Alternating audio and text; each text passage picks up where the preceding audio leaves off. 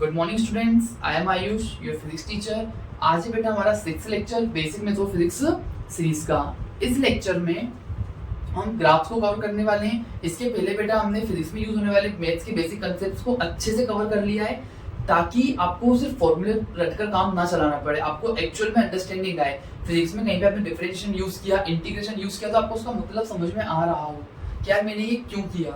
Clear है? आज का टॉपिक बेटा हमारा ग्राफ्स फिजिक्स के रिस्पेक्ट से काफी ज्यादा जरूरी हैं, क्योंकि फिजिक्स में ग्राफ्स आते हैं तो काफी सारे बच्चे उस ग्राफ को ही समझ नहीं पाते कि यार ग्राफ बोलना क्या चाह रहा है, उस ग्राफ का मतलब क्या है। ठीक है, तो सबसे पहले अपन आते हैं ग्राफ की डेफिनेशन पे। ग्राफ होता क्या है बेटा? ग्राफ हमें किसी एक वेरिएबल का दूसरे वेरिएबल के साथ वेरिएशन बताता है, कि कोई एक वेरिएबल दूसरे वेरिएबल के साथ कैसे चेंज हो रहा है।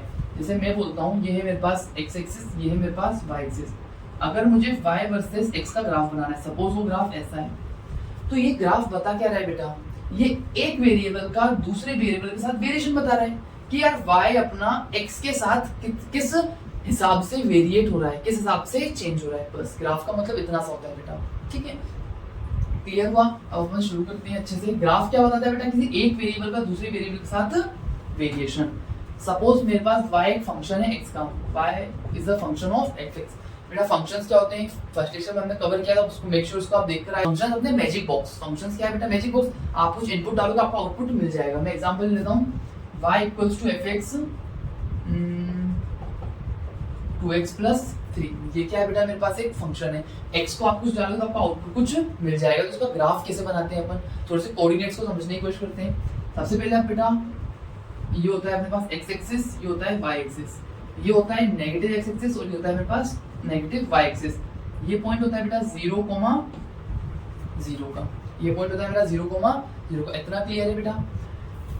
अब अगर मुझे इसको अपन बाद में बनाएंगे, पहले आप बेसिक कंसेप्ट समझो बेटा। x एक्सिस पर जो भी अपन कोऑर्डिनेट लिखते हैं, उसमें आगे वाला कोऑर्डिनेट होता है x का और पीछे वाला कोऑर्डिनेट होता है अपना y का। x एक्सिस पर कोई भी पॉइंट है, सपोज x एक्सिस पर एक ये पॉइंट है, इसके कोऑर्डिनेट कैसा होगा बेटा? इसका कोऑर्डिनेट होगा x, 0। इसका कोऑर्डिनेट कैसा होगा? x, 0। यहाँ पे कोई पॉइंट है, उसका कोऑर्डिनेट क्या होगा? -x, 0। मतलब x एक्सिस पर y की वैल्यू क्या होती है? 0 होती है। सिमिलरली y पर x की वैल्यू क्या होती है बेटा? 0। अगर यहाँ पे कोई पॉइंट, उसको क्या लिखूंगा मैं? 0, y। यहाँ पे कोई पॉइंट, उसको क्या लिखूंगा? 0, -y। x एक्सिस पर y की सारी वैल्यू 0 है, y एक्सिस पर x की सारी वैल्यूज 0 है। अब आता है, देखो x एक्सिस जो होता है ना बेटा, इसकी इक्वेशन क्या होगी? इसकी इक्वेशन होगी अपने पास y इक्वल्स टू 0। क्या मतलब समझ में नहीं आया? x एक्सिस की इक्वेशन y इक्वल्स टू 0 कैसे हो सकती है बेटा? सिंपल सा, x एक्सिस पर y की वैल्यू तो हमेशा क्या है बेटा? 0 है ना। x एक्सिस पर y की वैल्यू हमेशा क्या है? 0 है। तो इसकी इक्वेशन क्या होती है? y equals to 0। Similarly y axis की इक्वेशन क्या होती है बेटा? y एक्सिस की इक्वेशन होती है x इक्वल्स टू 0।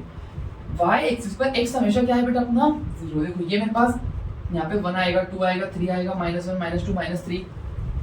ये है मेरा 0। y एक्सिस क्या है? सिर्फ y एक्सिस पर x की सारी वैल्यूज क्या है बेटा? अपनी 0 है। इसलिए y एक्सिस की इक्वेशन क्या होती है? x equals to 0। इतना क्लियर हुआ?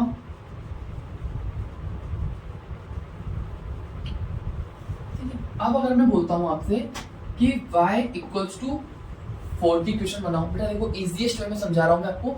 y इक्वल्स टू 4 मतलब y की वैल्यू हमेशा क्या रहेगी? 4। तो y में देखो ये है मेरे पास 1, 2, 3, ये सपोज मेरे पास 4। तो y इक्वल्स टू 4 मतलब x की वैल्यू कुछ भी हो, y हमेशा क्या होगा? 4। तो ये किसी को कैसा बनेगा बेटा? Graph straight line 4। ये पॉइंट अपना क्या कैसा बनेगा बेटा? स्ट्रेट। अगर y इक्वल्स टू 4 है तो अपना x एक्सिस की लाइन पैरेलल बनेगी। y इक्वल्स टू अगर कोई भी कांस्टेंट दिया हुआ है तो इसका ग्राफ कैसा होगा बेटा? Parallel to x axis. Suppose ये अपने पास a है, तो y इक्वल्स टू a की लाइन कैसी होगी? अपने ऐसी होगी। वो नेगेटिव भी हो सकती है, पॉजिटिव भी हो सकती है, but y equals to something दिया तो वो ग्राफ क्या होगा? हमेशा बेटा अपना x एक्सिस के पैरेलल होगा। सिंपल सा, रटने वाली कोई बात ही नहीं है। सिंपल सा सोचो, y की वैल्यू फिक्स है, कांस्टेंट है, y इक्वल्स टू 4। y की वैल्यू हमेशा 4 ही रहेगी यार। आप x को 1 डालो तब भी आपको 4 मिलेगा, y को कुछ भी डालो आपको हमेशा आउटपुट में क्या मिलेगा? 4 मिलेगा। क्लियर है बेटा इतना? अब सेम केस अपना, अगर मेरे पास x इक्वल्स टू है, x इक्वल्स टू कुछ constant, suppose x equals to 2 है, मतलब x की वैल्यू हमेशा क्या रहेगी? 2। y कुछ भी हो सकता है, x की वैल्यू हमेशा क्या रहेगी? अपनी 2। उसका ग्राफ कैसा बनेगा बेटा? उसका ग्राफ कैसा? ये मेरे पास 2 है, x की वैल्यू तो हमेशा क्या रहेगी? 2। इस पॉइंट का कोऑर्डिनेट निकालेंगे अपन तो क्या हो जाएगा?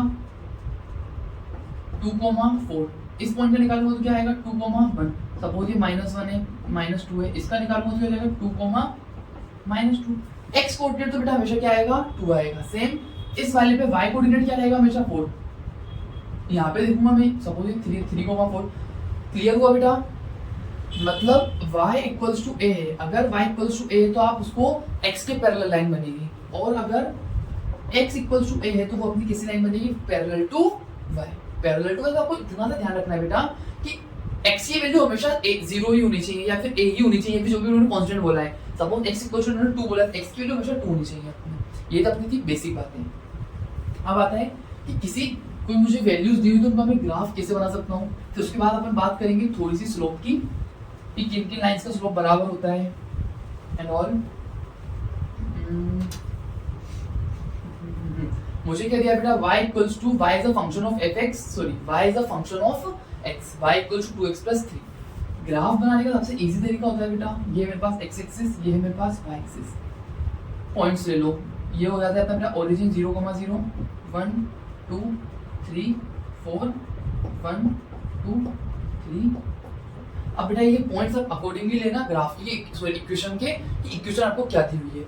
यहाँ पे अगर आपको ग्राफ बनाना है तो सबसे इजी तरीका बता रहा हूँ बेटा, आप सबसे पहले x को 0 डालो। x को इक्वेशन में 0 डालूंगा तो y क्या मिल जाएगा मुझे 3 मिल जाएगा। मतलब एक कोऑर्डिनेट क्या मिल गया मुझे 0,3। और फिर आप y को क्या डाल दो बेटा 0। y को मैं 0 डालूंगा, देखो 0 इक्वल्स टू 2x + 3। तो x की वैल्यू कितनी आएगी -3 equals to 2x, -3 divided by 2 equals to x। x कितना आ जाएगा बार -3/2, मतलब -1.5। या फिर आपको और कोई वैल्यू अगर दिख रही है तो वो भी, x को आप 1 डाल लो तो y कितना मिलेगा, ठीक है ना। x को 1 डालेंगे तो 2 × 1 2 + 3 मतलब 5। तो ये भी हो सकता है x को आपने 1 डाला है तो y आपको क्या मिल जाएगा 5 मिल जाएगा। इसको थोड़ा बढ़ा लेते हैं इधर, ये हो जाएगा ना। बस दो पॉइंट्स कोई भी ले लो, एक पॉइंट है 0,3। 0,3 मतलब देखो x एक्सिस 0 है तो अपने कहां पे आएगा y पे, तो ये पॉइंट हो गया बेटा मेरा 0,3 का। अगला पॉइंट क्या है -3/2 0 है, फिर अपने पॉजिटिव 1,5 1,5 कौन सा पॉइंट होगा बेटा ये वाला होगा। इन दोनों पॉइंट्स को स्ट्रेट लाइन से जोड़ दो। थोड़ा सा बेटा ये पॉइंट्स ये वाला है।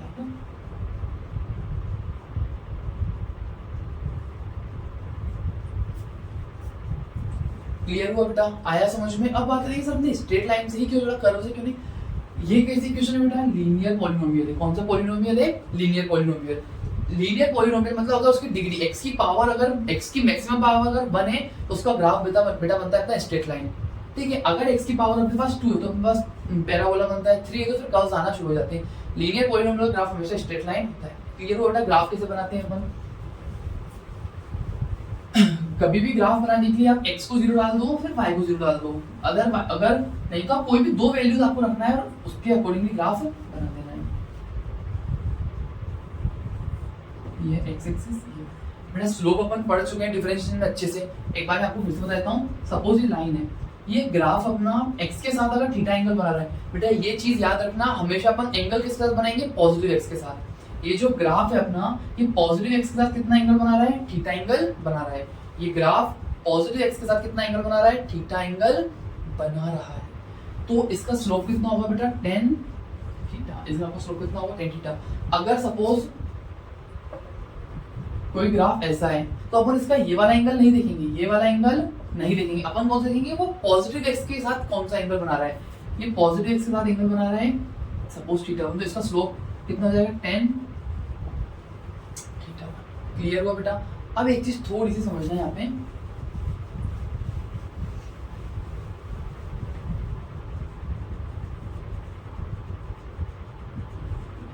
ये है x, ये है y, ये y वर्सेस x का ग्राफ है। ये एंगल बन रहा है बेटा मेरा थीटा। इसका स्लोप कितना होगा अपने पास tan थीटा।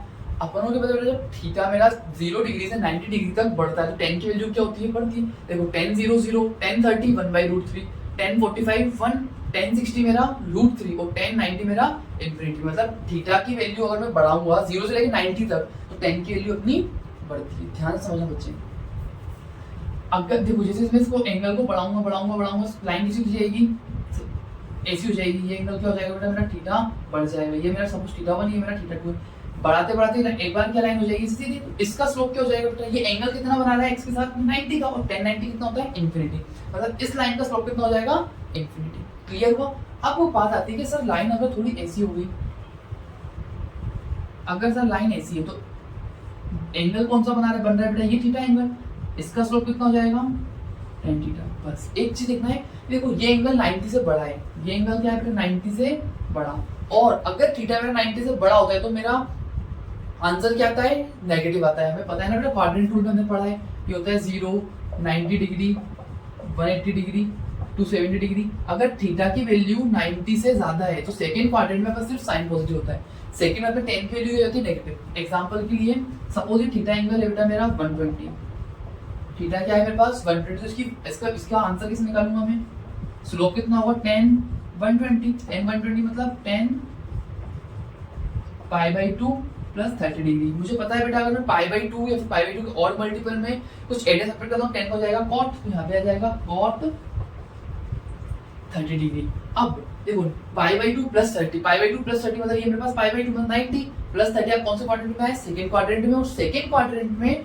tan की वैल्यू होती है नेगेटिव, यहाँ पे आएगा मेरा नेगेटिव साइन। मतलब अगर थीटा मेरा 90 से बड़ा है तो उन ग्राफ्स की स्लोप कितना होता है बेटा अपने पास नेगेटिव में आता है, उनका आपका स्लोप के साथ आता है नेगेटिव। देखो ये सब बेटा अपने बेसिक ट्रिग्नोमेट्री वाले ट्रिग्नोमेट्री के सेकंड लेक्चर में कवर किया है, तो मेक श्योर आप चीजें ये समझ कर आओ। अगर यहाँ पे डाउट है ना बेटा कहीं भी, तो या तो आप कमेंट्स कर दो, क्योंकि फिजिक्स में बेटा ये काफी सारी आपको दिक्कत दे सकते हैं अगर आपको इसकी अंडरस्टैंडिंग अच्छे से नहीं है। क्लियर है। अब बता दीजिए सर थीटा जो एंगल में देख रहा हूँ वो कभी 180 से बड़ा हो सकता है क्या, मतलब पहले आपने देखा कि ऐसा थीटा, फिर आपने बोला कि सर ग्राफ ऐसा ये एंगल बना रहा है, मैं इसको और अगर टेढ़ा कर दूं, अगर मैं इसको वापस ऐसा कर दूं तो मैं क्या ये वाला एंगल मेजर करूं, नहीं।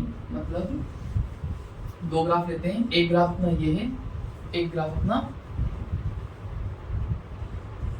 ये एंगल बन रहा है मेरा थीटा, ये एंगल बना रहा है मेरा थीटा, मतलब हमको सिर्फ x पॉजिटिव, ये मेरे पास बेटा ओरिजिन होता है, ये x एक्सिस, ये y एक्सिस, x एक्सिस की पॉजिटिव डायरेक्शन कौन सी है ये, तो ग्राफ इस वाले के साथ कितना एंगल बना रहा है। सेम केस इसमें अगर मैं बोलता हूँ कि इसको मैं और थोड़ा कर देता हूँ, ऐसा हो गया, तो बेटा मैं अब ये वाला एंगल मेजर थोड़ी करूंगा, मैं कौन सा एंगल मेजर करूंगा, मैं ये वाला एंगल मेजर करूंगा कि जो पॉजिटिव x के साथ बना रहा है। क्लियर हुआ। मतलब सिंपल सा इतना है, इतना थीटा की वैल्यू मेरी 180 से ज्यादा जाएगी ही नहीं, ठीक है ना। मतलब किसी भी लाइन का स्लोप ऐसे ऐसे से बढ़ता जाएगा, ऐसा हो जाएगा, ऐसा हो जाएगा, ऐसा हो जाएगा, ये फिर स्ट्रेट हुआ, इसके बाद अगर वापस जाएगा तो फिर अपन वो एंगल इधर से ही मेजर करना शुरू कर देंगे। क्लियर। ये जनरल सी बात थी। अब बेटा किसी भी कोई भी दो लाइन जो पैरेलल है, कोई भी दो लाइन जो क्या है बेटा अपनी पैरेलल है, उनका स्लोप अपना होता है बराबर। सिंपल सा एग्जांपल दूंगा, मेरे पास एक ग्राफ बना देते हैं y = x + 2 का, और एक ग्राफ बना लेते हैं y = x का। x को 0 रखो तो y क्या मिल जाएगा बेटा 2, ठीक है। फिर x को आप 1 रख लो तो y क्या मिल जाएगा आपको 3 मिल जाएगा। x को आपने 0 रखा, y मिल जाएगा 2, x को 1 रखा, y मिला आपके पास 3। x को 0 रखो तो y भी क्या आएगा 0, x को 1 रखो y भी क्या आएगा आपके पास 1 आएगा। इसका ग्राफ बनाते हैं, 0 0 होता है बेटा, तो 0 1 2 3 4 1 2 3 4 y वर्सेस x का। जब x मेरा 0 तो y क्या है 2, मतलब कौन सा ये वाला पॉइंट। x मेरा जब 1 है तो y कितना है 3, मतलब इन दोनों को अपन ने जोड़ दिया, तो ग्राफ कैसा मिल रहा है मुझे, ऐसा मिल रहा है। इस ग्राफ का स्लोप कितना होगा, ये एंगल मेजर कर लो, ठीक है, tan थीटा = 2 अपन को स्लोप मिल जाएगा। और स्लोप अपन को किससे पता चलता है, dy/dx से। ये भी चीज अपन पहले पढ़ चुके हैं। इसको डिफरेंशिएट करते हैं, y = x + 2 को डिफरेंशिएट करोगे, dy/dx, x को डिफरेंशिएट करेंगे 1 + 2 को करेंगे तो 0, मतलब स्लोप कितना आ रहा है बेटा 1, मतलब tan थीटा कितना आ रहा है 1 आ रहा है, स्लोप कितना आ रहा है 1। अपन को होता है tan थीटा 1 का होता है जब थीटा होता है मेरा 45 डिग्री, थीटा होता है मेरा 45 डिग्री। सिमिलर इसका ग्राफ बनाता हूं मैं, 0 1 2 3 1 2 3, देखो 0 0 1 1 सेम अपना 2 2 आएगा। इसका ग्राफ कैसे बन रहा है ऐसा। इसका स्लोप निकालता हूं, y = x को डिफरेंशिएट करो तो क्या आ रहा है dy/dx = इसका डिफरेंशिएशन 1, मतलब स्लोप कितना tan थीटा कितना आया बेटा 1। यहां से भी थीटा की वैल्यू कितनी होगी अपने पास 45 डिग्री। मतलब कि ये वाला ग्राफ और ये वाला ग्राफ एक्चुअल में पॉजिटिव x के साथ सेम एंगल से इंक्लाइंड है। सिंपल सा बेटा, अगर दो ग्राफ्स क्या अपने पास पैरेलल हैं, दो ग्राफ अगर अपने पास पैरेलल है तो उनका स्लोप क्या होगा, बराबर होता है।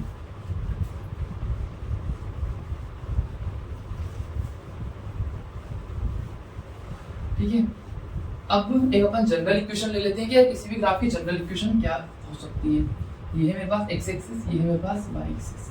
ठीक है, मेरे पास एक ग्राफ है बेटा जो कि वाई एक्सिस को किस पॉइंट पर काट रहा है, उसको मैंने बोल दिया जनरल सी पॉइंट। उसके कोऑर्डिनेट क्या हो जाएंगे, 0, सी। उसके कोऑर्डिनेट क्या हो जाएंगे बेटा, सी। ऐसा अगर सिचुएशन है तो अपने पास ग्राफ की इक्वेशन होती है y equals to mx plus c, y equals to mx plus c. m होता है बेटा अपना इस ग्राफ का स्लोप और c होता है अपना y इंटरसेप्ट। c होता है y इंटरसेप्ट, मतलब कि वो y एक्सिस को किस पॉइंट पर काट रहा है। क्लियर है बेटा? इतना एग्जांपल से समझते हैं, जल्दी समझ में आएगा। मैं अगर बोलता हूँ y equals to 2x plus 3 का ग्राफ बनाओ, कैसे बनाओगे बेटा? अपन बता, देखो कंपेयर करो, y equals to mx plus c। c क्या है बेटा अपना y इंटरसेप्ट, तो y को किस पॉइंट पे काट रहा होगा वो 0,3 पे। ये है y, ये है x। ठीक है, स्लोप कितना है 2, तो बस इसका स्लोप 2 बना दो। ये क्या हो जाएगा बेटा, y equals to 2x plus 3 का ग्राफ। क्लियर हुआ बेटा? कोई भी इक्वेशन आपको दी हुई है, मैंने आपको ऐसा कुछ दिया है y इक्वल्स टू